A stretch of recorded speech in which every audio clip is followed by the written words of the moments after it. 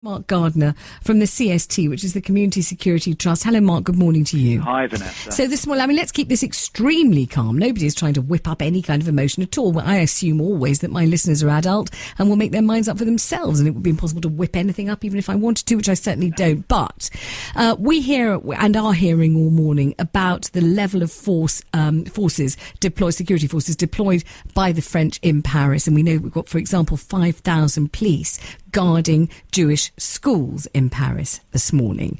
Now, what about the Jewish schools in London? Because some people will think, what could happen there could, heaven forfend, happen over here.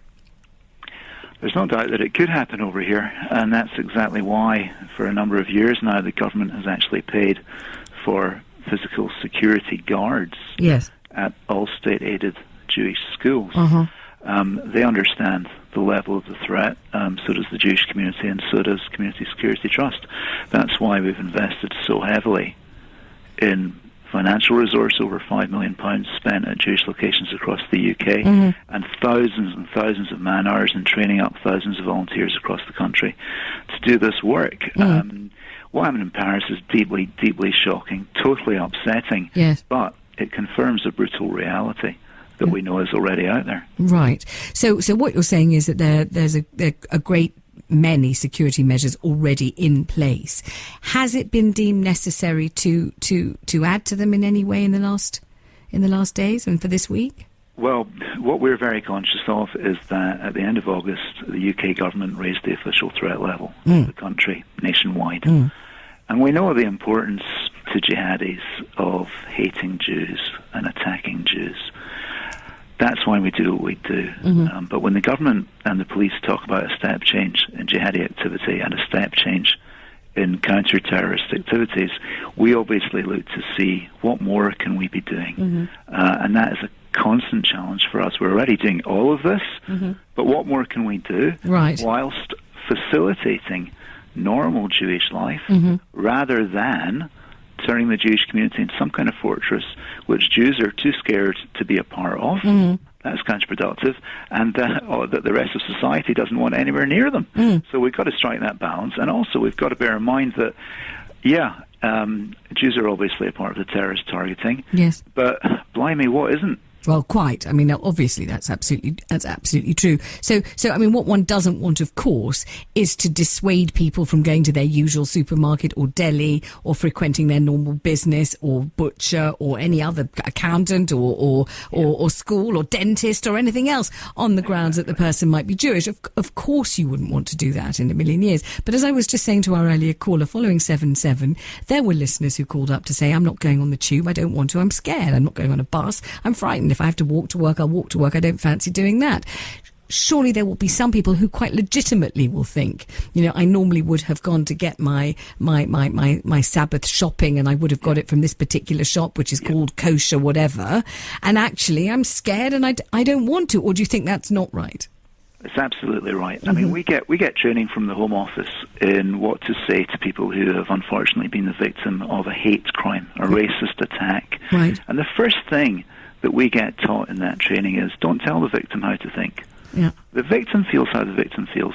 The victim feels depending upon their own personal circumstance and their perspective on life, their personal history, all the rest of it. Some people don't care about these things. Other people get really, really upset by them. That's what terrorism is all about, isn't it? It's the terrorist's objective, A, to kill people, but B, to terrorize everybody else. And how everybody else reacts, to be honest, it's their personal decision. Yes. What is the CST, what is its kind of ethos in terms of hoping that people will react in a certain way, or at least, deploying all the strength that you've got and all the technical know-how that you have and the courage that you have as well? What are you trying to facilitate for people? We're trying to say to people, be alert, but don't be unduly alarmed, and don't be panicked out of leading your normal way of life, because this threat has been with us for a number of years now. It's not prevented British Jews from expressing themselves very publicly and very confidently and playing a full, proper part with the rest of society. Just the same as unfortunately, attacks on the tube or warnings about terrorist threats to Canary Wharf or shopping centres and all the rest of it. Okay, we see these things, we bear them in mind. They're uppermost in our thoughts, obviously, when we see an attack occur. And then over time, do you know what? people kind of get back to something approaching normality. But we're on this we're on this heightened alert, though, aren't we? Now it isn't normal. We can't really revert to whatever normality was at this point, can we? We're told not to by the government. We can't. And when the government puts out messaging that says "run and hide," I mean, obviously the point of that kind of messaging from the government is to say to people, everybody, guys, you've got to appreciate this is really, really serious stuff that we're facing right now. That's why the government messaging is the way that it is. But I think that most Jewish people, to be honest, have a pretty keen understanding of what terrorism actually means. And for CST, we wouldn't be putting out a message like that, because I think that, to be honest, most Jewish people understand the reality of terrorism and of ideological hatred, and they want to know that things are being done about it. They want to know how they can play a part in doing something about it, but they also want to go on with their lives.